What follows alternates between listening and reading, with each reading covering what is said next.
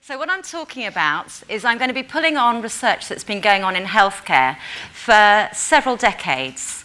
I'm going to be pulling on things that you do as practitioners and have been doing for many years.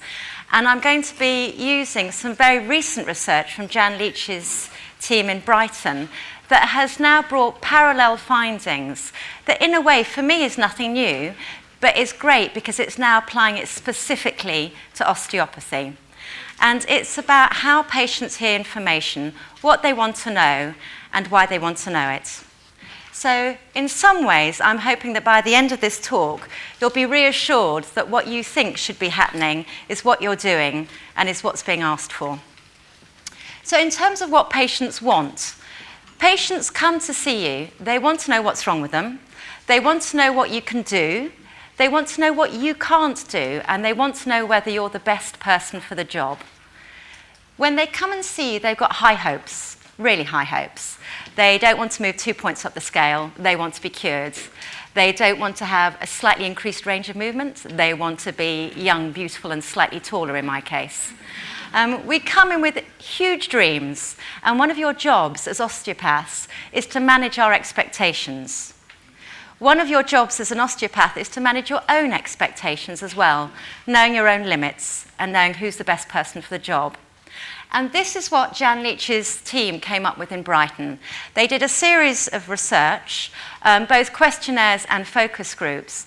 And when patients talked about what they want the most effective treatment. Seems reasonable to me.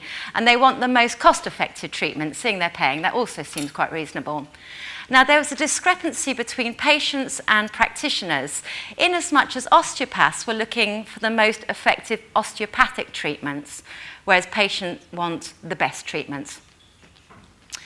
They want to know the benefits and risks, especially on the first visit. And there has been a cultural sea change over the last decades, in as much as in the past there was more of a paternalistic style of healthcare where doctor knows best, and there's this huge expectation that a healthcare practitioner would lead. Now, a few years ago, doctors said that in the past we were treated as gods and forgiven our mistakes.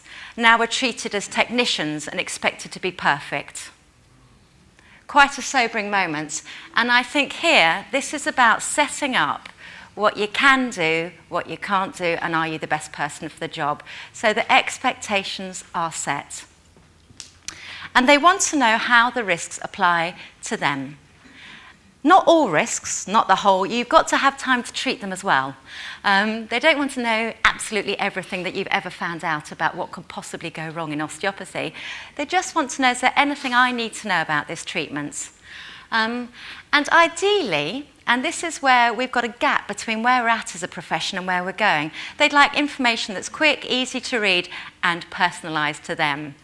Now, this, of course, is going way beyond what you can do, but we're working towards having information sheets and that will become more definite, more personalised as time goes on. So it's nothing new. It's part of shared decision-making. Shared decision-making has been part of practice for many, many years. It's part of policy, not only in osteopathy and in other manipulation therapies, but across the board in all things. It's standard, and the wording that's used by regulators is becoming very standard. So what you're getting today is really the same sort of wording that's coming up elsewhere. And we know from research systematic reviews that good things happen with this approach in terms of quality care, satisfaction, self-esteem, control, and so on.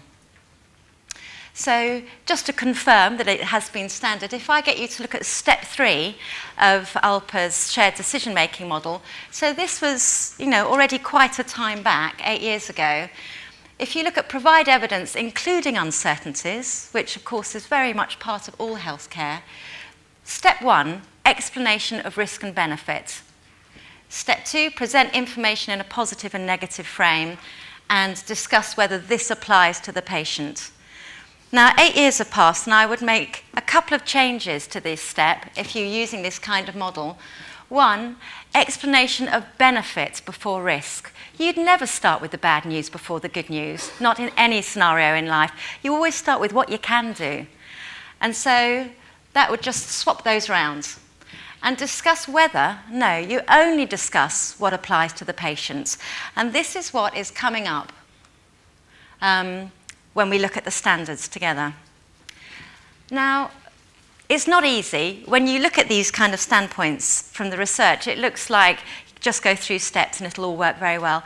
It doesn't work well with all patients. It doesn't work, it's not an easy thing to do, and it's got to be integrated as part of your process.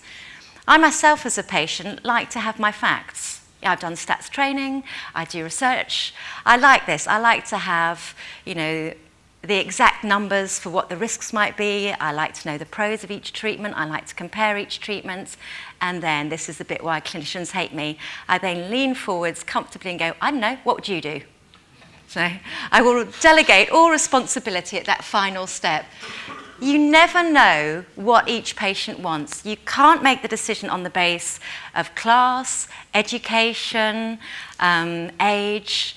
Each patient's different, and that's why you're good as professions. You feel your way in terms of working out how to give this information, how much information to give, and to weigh up where you're going with them.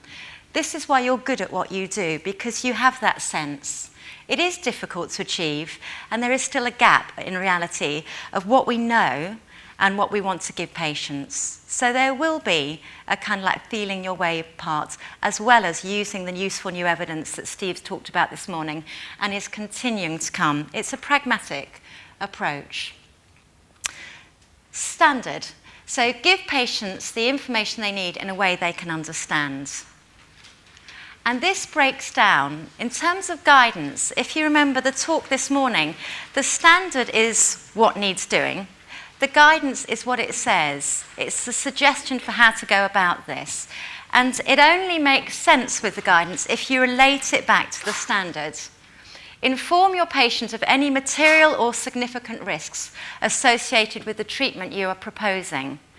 So if you read this on your own, any material or significant risks, it sounds like you'll never have time to treat the patient.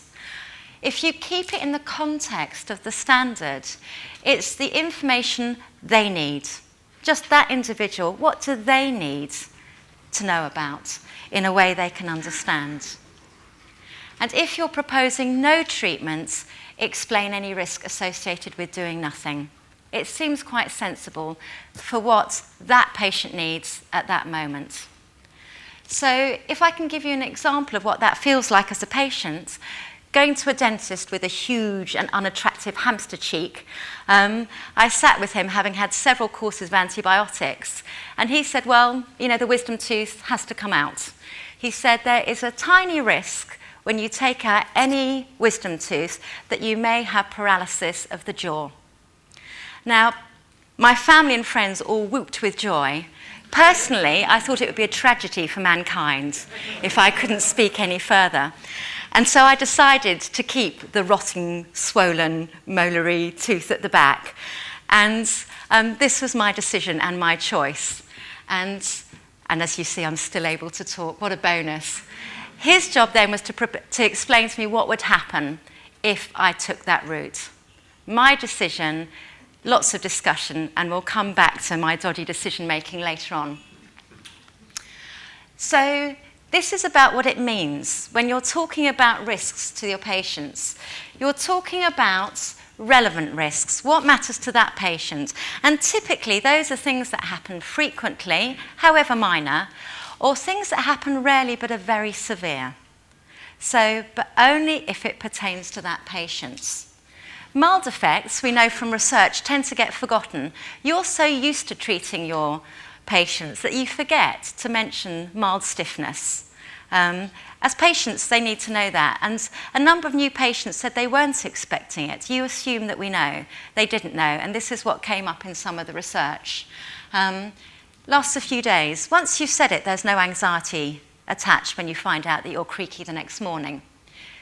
Chronic patients are the other group that get forgotten, and it seems to show from the research that there's a tendency that the better you know your patient and the fonder you get of them, it almost becomes a social. You chat as you go along, and you start the kind of like that formalized information giving slides down a bit, and you get on very well, but you forget to tell them about known side effects, known things that they might expect. So just to keep going with them as well. Does this sort of ring a bell? You know, that you get, in a way, lax, but it's comfortable and it's nice. We know that small risks tend to be over-exaggerated by the listener, hence me and my jaw. And we know as well that when you're giving small risks, there's a tendency to kind of like churn through the language. So you list them off. You might get stiffness, there may be dizziness, there may be, and it loses its meaning. Whereas one of the things you're trying to do in giving these small risks is to keep the import of the language. So if someone could get dizzy, or if they are very chilled after their treatments to the point that they can't drive, making that clear that that is really something that happens, and maybe they do need to sit in the waiting room afterwards for half an hour with a cup of tea and a sweet biscuit. You know, so making it real, not just reeling it off as a sort of mantra that gets lost. You also need to include information on benefits, you know, and again, don't forget what you do well. This is why they've come to you. This is why they want to be there. And the reason I'm here is because I was an osteopathic patient 25 years ago, and I had a limp, and now I don't. And that is my driving force. And osteopathy has been very successful for a number of us, and we need to know that too when we go and see you. Sharing uncertainty. It's the bane of all healthcare. It's not black and white, it's not set. And one thing you have to deal with is telling patients that you cannot guarantee things, and that there is uncertainty. Explaining alternatives to the treatment is really what you do in terms of referring. If there is someone better to do the job, you refer them. You do this already. It's kind of end of story. You know someone's brilliant at it, you'd send them there. So again, keeping this in terms of what the patient needs to know, they want the best person for the job. And I'm going to use a very extreme example here, where I was talking to an oncologist a couple of weeks ago, where he deals with breast cancer. Now, he's identified a group of women where, after he's diagnosed them with completely treatable in situ tumours, they're going to someone who does a mistletoe treatment. And by mistletoe, I do just mean that sort of mistletoe. They come back to him 6 months later, and their prognosis has gone from great, perhaps fine, to 80% survival. Now, you would hope that that mistletoe person is saying to them, I do have mistletoe, but actually on this occasion, an oncologist treatment will work. This would be a referral moment. In terms of what you guys are doing, you know, it would make a natural comparison with certain treatments. If someone's coming for migraine, is it osteopathy? Is it acupuncture? Would that be a helpful thing to mention to them? If they've got problems with range of movement or pain, is it about analgesia? Is it about your treatment? Is it about both? What are the pros and cons? So it's probably the decision-making that's going on in your head anyway when you're deciding whether to refer or not. It's kind of common sense. It's not about telling patients about every other alternative ever invented on the planet for this treatment. It increases your credibility, and they're not going to run screaming from your clinic. There's no evidence that anyone's losing patients from this approach. There's been some good anecdotal stories coming up in these conferences where people are saying, after they've said to people, I'm not the best person for the job, that patient then refers back friends and family to them for other conditions, and it has improved their professionalism within their community. Now, I think when you look at risk, it is emotional, and it's emotional from both sides. I think some of you will bristle just seeing the fact that you've got to mention risks and benefits. It immediately creates a reaction. It's not a logical reaction, and it's not related, again, to intelligence or education. Risk is a hard thing to understand, whether you're a statistician or not. If you go into treatment and someone starts to talk about risks of whether it'll work or not, what might happen, what might go wrong, it's not about your mathematical background. You will suddenly feel something that is separate to your understanding. And here I'm going to talk about being a very elderly, mature primib, going for my first test results during pregnancy. And I was going to see what my risk factors were of having a Downs baby. Now, I was quite relaxed about it. I knew I was elderly. I knew the kind of risk factors I would have got at that age. But my clinician was in a different place. She was much more emotional than me. As I sat down to get my test results, there was a box of tissues on the table. And as she said, "You know why you're coming here today? We're talking about the risk." She edged the tissue box towards me. Now, bless her, I was looking at the clinical factors. I looked at the nose, I looked at the thickness of the neck, I looked at the leg length, and I thought, what a triumph, the first Bark who hasn't got stubby little legs. This is going to be great. And she looked at me and thought, bless her, she's not getting it. And she edged the tissue box back towards me. So for her, this was a very emotional issue. She was a clinician. For me, I was fine. If I can take you back to the rotting old tooth, for me, that was a very emotional issue. The clinician was fine. So what he did, back to my dentist, is he used timing to deal with me. So he said, you know, I understand why it's such an emotional issue for you to lose a teeth and the thought that you might get paralysis. It's a small risk. I've never known it happen. I've never paralysed a patient, deliberately or otherwise. And he said, but you need time. And he said, what I'm going to suggest is you go and sit in the waiting room, you wait a while, you think about it, you weigh up the pros and cons for you, and I'm going to treat my next patient. By the time he came back 15 minutes later, my pain was incredibly bad. I was ever more fond of him, and I had the tooth straight out, just by being given that little thinking moment. It was such a thing. And had something happened, and it could have done, it's a real risk, I would have understood that it was my decision and my responsibility. There was no sense of, oh, it doesn't happen, we don't need to worry about it. I had it in proportion to the event. So we know that comprehension and memory relate to all sorts of things. If you hear a diagnosis you weren't expecting, if you hear that the treatment you thought was completely safe might have tiny risks, you do turn into a porridge brain. You do need time. You do need time to absorb it. And there's various ways of giving people that time. You also can't hear if you feel vulnerable in any way. And I know you've been told so many times that if you're undressed, it's harder to understand and comprehend. But I think you become desensitized. If you've worked in this field for 10, 20 years, indeed if you've been trained in any osteopathic college, you've got so used to being undressed that you've lost the feeling that goes with that vulnerability. So I'm going to ask you to think for a moment about being stripped down to just your undies and lying on your accountant's desk. He's fully dressed, you're not, and he's running through your tax returns. So that's what it feels like to be a patient. If he then said to you, I'm now going to check the information, how much do you remember about your tax returns? What would you like to discuss? It's gone. That's kind of, keep that in your mind when you're talking to patients. I've been watching a ghastly programme recently on telly about embarrassing bodies. And I'm amazed the information the doctors give patients when they're completely naked and on camera, watched by millions. It doesn't seem to me a good time to do information giving to patients. The last point I'm going to talk about is the way information's relayed. And much of this is about words and numbers, which seem so straightforward, but I want to talk about the emotions as well that are related with those, because none of this is neutral. We're going to start with words, the idea that in some ways you would expect it easier to understand words than numbers, but words themselves are interpreted in many different ways. And I want you to start about thinking about frequent as my first word.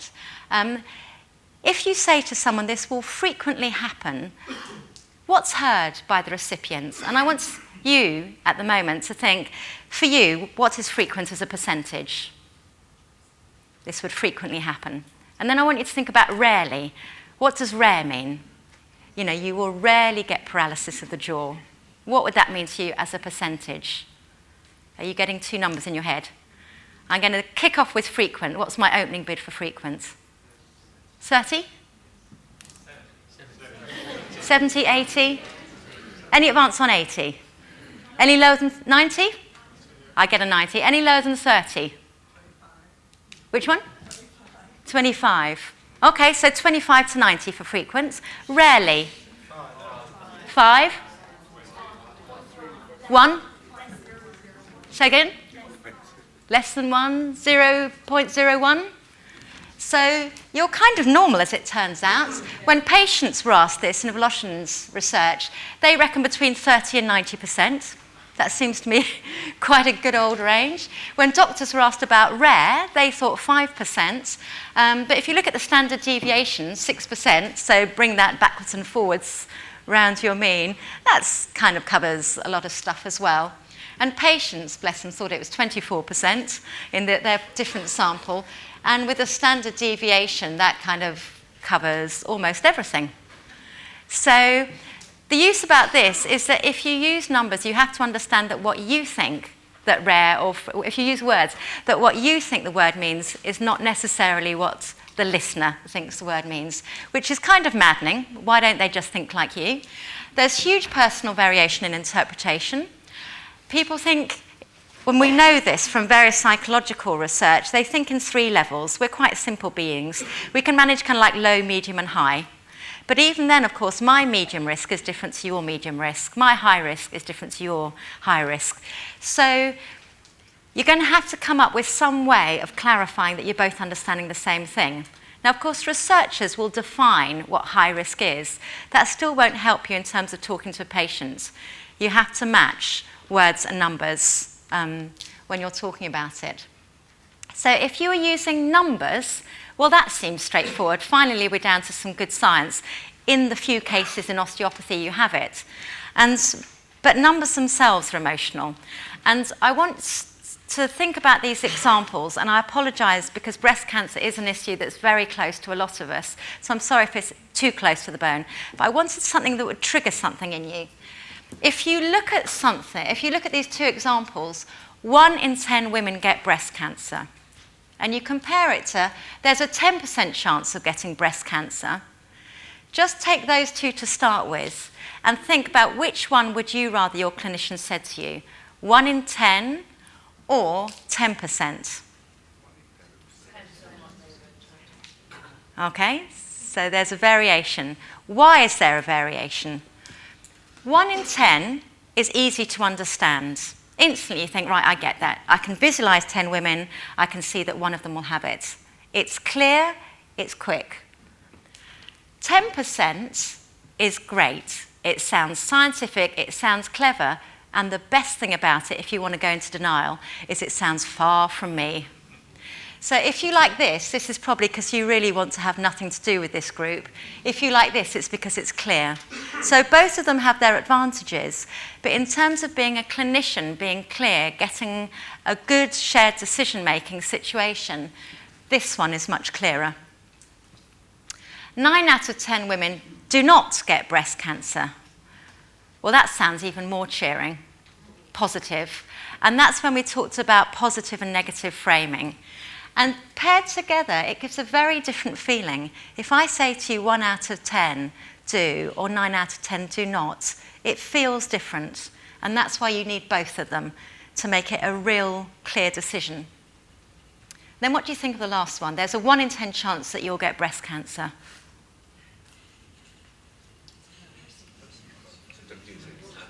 Yeah, it's clear, it's close, it's really close, it's hideous. So if you wanted to bring the message home, this is the way of doing it. You've got frequency data, it's clear, it mentions you. There's no getting around it.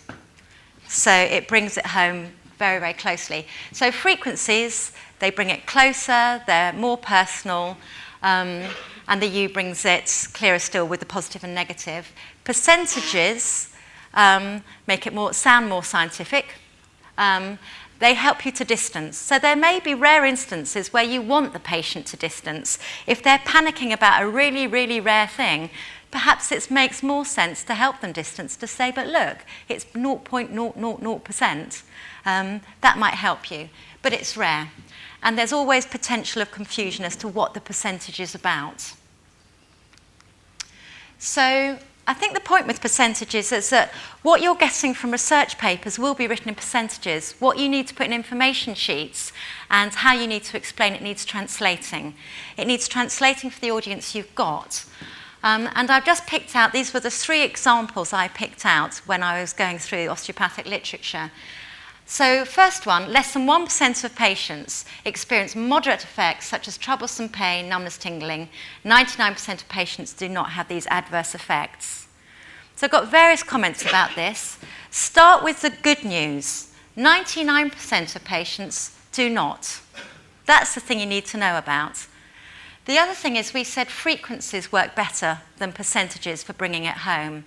So 99 out of 100, great. 1 out of 100 may experience something. We want neutral words that won't increase emotion. So if you have something like adverse effects sounds terrible, adverse. Just use the language that we're used to as patients. If I go to the hygienist, I expect to have sore gums and a sense of guilt for several days afterwards. To me, this isn't an adverse effect. It's just a side effect of what happens. It's no big deal. It's expected. It's predictable. So if you were talking to patients, I wouldn't use any of those words at all. I'd just say less than 1 out of 100 patients may get some troublesome pain, numbness, or tingling. Keep the emotion low. Keep it factual. The next one I took from a research paper. So 55% of patients achieved at least a 30% decrease in symptoms. And same with this last one. We've got it reduced back pain by 30% on average. Now, as a patient, I don't know what 30% of symptoms are or 30% of pain. To me, it's not a continuous measure. It's an ordinal thing. I can have more pain or less pain. I can have worse symptoms or better. But I don't know what you mean by a percentage of those, so it wouldn't help me to understand what you were talking about. If you talk about percentage pain increase, I can put on a scale that my pain is 10 out of 10. If I'm having childbirth, to be sure, my pain is 10 out of 10. But tomorrow, if I've got childbirth and sciatica and you decided to torture me, I've got nowhere to go on the scale. I've kind of topped out at the top of your scale. So how can you say where my pain's going to go? It's not a finite or a continuous property. Similarly, if I say my pain's 2 out of 10 on your scale, that's not the same. I haven't got half the pain as someone who puts 4. So just keep it as more, my advice for you would be to keep it as more pain, less pain, bearable pain, huge pain. Keep it in words when you're doing information giving or receiving from patients. And I know from this people say that they say to their patients, if you could quantify your improvements in pain, patients will say, yeah, 70% improvement from last time. And the osteopath said, but you said that last time. So 140% improvement starts to sound like the X factor. Whereas actually you want to know whether it's more, whether it's sufficient, whether it's bearable. So the other way is using absolute figures. And there's a tendency, particularly when you're talking about benefits, to exaggerate by using relative things. You're 5 times more likely to get better. You're 5 times better off with me than with that dodgy chiropractor down the road. It's producing an emotional impact that you don't want to get to. By all means, pharmacy companies and advertising have fun with this, but you want to keep to absolute figures. Don't exaggerate, because in the end, you're trying to control your and their expectations. Just saying what you can do, what you can't do. Averages and ranges are another good way, of course, giving someone a sense of what the treatment may or may not do. And again, it's quite anxiety reducing if you know that you're in the normal range of something. So most patients get some increase in movement within 3 to 6 sessions. Some have reported an immediate difference, and some took longer. It gives the sense that it may not be an immediate fix. It might for some, it might not for others. And hideous example that any parent will understand, the average age for potty training is 2.5 years. The normal time for potty training is 18 months to 8 years. Oh. But if a parent was anxious with a 7-year-old, how calming would that be? So I would personally buy them a bottle of gin as well to help them. So visually, many of us are visual animals, and this is a really helpful way of presenting information. If you were comparing treatments, outcomes, different approaches, you might use some sort of vertical bars. We know that the order you present information in changes perceptions, but you're not actually going to have that many kind of visuals to present. I think this is a really nice way. You probably can't see it so well on the board, but it says benefits of treatments. You can see instantly by the green colour that a lot of patients improve, but not all. For some, there was no change. So the next day, the patient will realise that you have discussed this with them. There's something very quick to see, and that even there's a tiny group that got worse after treatments. Realistic and very fast to understand. Another way of doing it is to either have sort of scattergrams or what I call the sort of like desert. And both of these can work. If we start with this one, if you're trying to get across a tiny, tiny risk, minuscule risk of paralysis of the jaw, this kind of technique works well because it shows that it's real, it's there, and it could be on the board. And it shows that you could be kind of walking across the desert, and there is a chance that you might stumble across it regardless of what's happening. So it makes it real, it makes it tiny. So something like damage to nerves or arteries occurs in less than 10,000. You know, that's quite a groovy way of presenting that information. People often like doing this sort of smiley face approach. In some ways it can help you because it's personalised. There's a danger with this, that if you have smiley faces versus a grumpy one, for one thing, you cannot guarantee that everyone else is going to be joyful and happy, or that something else may go wrong. And the other thing is, it trivialises it using smiley faces. The only time you're likely to be revisiting this information is if something goes wrong. So suppose this was the time that there was damage to the nerves, and you were then pulling out the information leaflet. It would feel very bitter for you and the patient to find out, oh, look there, Mr. Grumpy. You know, it's not appropriate in those circumstances. So go with the eggshell principle. Assume that if this was the worst case scenario and you know, kind of like someone else was reviewing your information, this isn't what you'd necessarily want to be doing. So you want these to be face neutral, or if you're going to use spots, make them kind of like adult, sensible, and not too jokey. The other way you can use this, suppose we had more than one incident, you wanted 10, is that people interpret this information differently depending where you move it around on the board. So if you had a line of 10 altogether, people see it differently to if you had 10 randomly sprinkled over your board. If you have 10, patients feel much safer. They think, you know, as long as I'm in any of these treatment days, I'll be safe. And it gives a sense of unrealistic safety. You want them to be scattered all over so that they get a sense that this could randomly happen to them, small but real risk. And it makes it more, again, something that you can attach to as a patient. Probably won't happen to me, but randomly I might stumble across one of these red spots.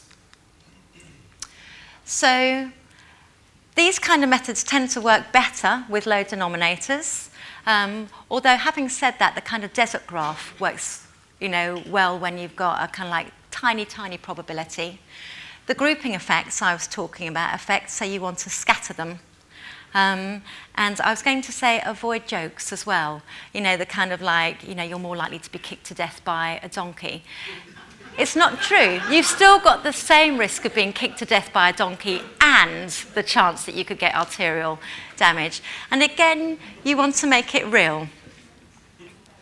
You know you've done this at some point. So part of this is addressing your own resistance. What is it that makes it do it?